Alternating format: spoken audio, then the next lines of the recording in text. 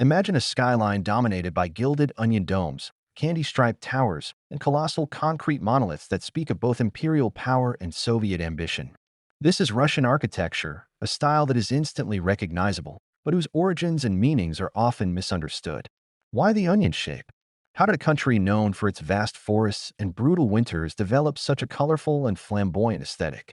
The story of Russian building is a dramatic saga of absorbing outside influences from Byzantium and the Mongols to Italy and France, and then transforming them into something uniquely its own. It's a tale told in wood, brick, and concrete, reflecting a constant struggle between isolation and openness, spirituality and state power. We are traveling from the wooden masterpieces of the North to the steel and glass cities of the Soviet era to decode the secrets behind one of the world's most fascinating architectural traditions. Our story begins in the forest. For centuries, wood was the soul of Russian architecture. The masterpieces of the Russian North, like the Church of the Transfiguration on Keysy Island, represent a pinnacle of wooden engineering. Built entirely without nails, using only interlocking logs and complex joinery, these structures seem to grow directly from the landscape. The primary tool was the axe, which, unlike the saw, compresses the wood fibers as it cuts, creating a natural water-resistant seal. The forms were practical, steeply pitched roofs to shed heavy snow, and often topped with a luck or onion dome, which was also originally made of wooden shingles. A pro tip for understanding wooden architecture is that every element has a purpose. The intricate tiered design of these churches, known as shatter, wasn't just for beauty, it was a highly stable structural system that could withstand the harsh elements for centuries. This wooden heritage established a core Russian architectural vocabulary of verticality, complex massing, and a deep connection to natural materials. The next transformative chapter came with the adoption of Orthodox Christianity from the Byzantine Empire. This introduced the stone cross and square church plan and the dome, symbolizing the vault of heaven. But Russia didn't just copy Byzantium, it reinterpreted it. The simple, rounded Byzantine dome was transformed into the iconic onion dome. While its exact origin is debated, the shape is profoundly functional. The steep, curved profile is excellent for shedding snow, preventing heavy buildup that would collapse a flatter dome. It also creates a taller, more vertical silhouette, directing the eye and the spirit heavenward. The number and color of the domes are deeply symbolic: 1 dome for Christ, 5 for Christ, and the 4 evangelists, 13 for Christ and the 12 apostles. Gold symbolizes heavenly glory, while blue with stars represents the Virgin Mary. The ultimate expression of this unique style is St. Basil's Cathedral in Moscow's Red Square. Its chaotic, colorful, and seemingly asymmetrical cluster of towers is a masterclass in dynamic composition, a celebration of a victory that looks like a stone festival frozen in time. Then, a dramatic pivot westward. In the early 18th century, Tsar Peter the Great, determined to modernize Russia, looked to Europe.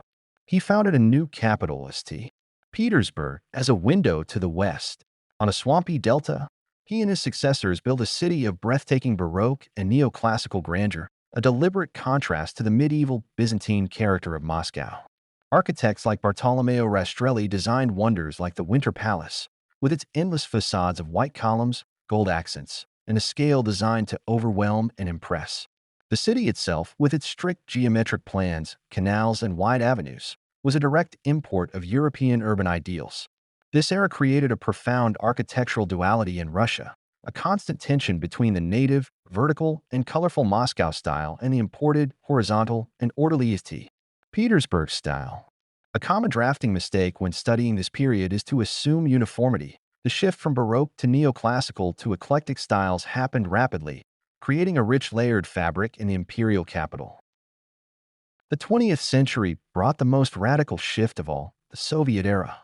The early years saw the bold, futuristic forms of constructivism, which aimed to create a new socialist world through architecture.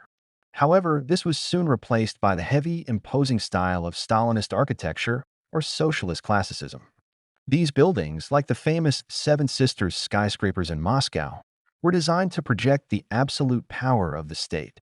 They are massive, layered cakes of brick and stone, combining Gothic verticality with classical details on a superhuman scale. But for the masses, the story was one of standardized, prefabricated concrete panel blocks, known as Khrushchevka. While often derided for their bleakness, these buildings were an engineering response to a catastrophic housing shortage, designed for rapid, efficient construction. A workflow secret of the Soviet system was the use of entire factory towns dedicated to producing standardized concrete panels, which were then assembled on site like a grim, brutalist Lego set. This created a legacy of utilitarian urban landscapes that defines many post-Soviet cities today. In conclusion, Russian architecture is a physical timeline of the nation's turbulent history. It is a story of synthesis, of taking the spiritual dome of Byzantium and shaping it into a practical onion, of imposing the rational grid of Europe on a wild landscape, and of using brutalist concrete to forge a utopian, if ultimately failed, socialist dream. It teaches us that architecture is never just about shelter. It is a weapon of ideology, a symbol of faith, and a resilient adaptation to an unforgiving climate. From the silent forests of Kizy to the roaring metro stations of Moscow, it remains a powerful, unforgettable testament to the Russian spirit. As a final note on context and preservation, the legacy of 20th century architecture in Russia and the former Soviet states is complex. While imperial landmarks are widely celebrated, the preservation of constructivist and Soviet-era buildings is an ongoing and often controversial challenge, caught between historical value, political memory, and modern development pressures. If this journey through the dramatic evolution of Russian architecture has captivated you, and you'd like to see a dedicated video on the engineering of St. Basil's or the urban planning of a Soviet microrayon, let us know in the comments. And for more deep dives into the world's great architectural traditions, please subscribe.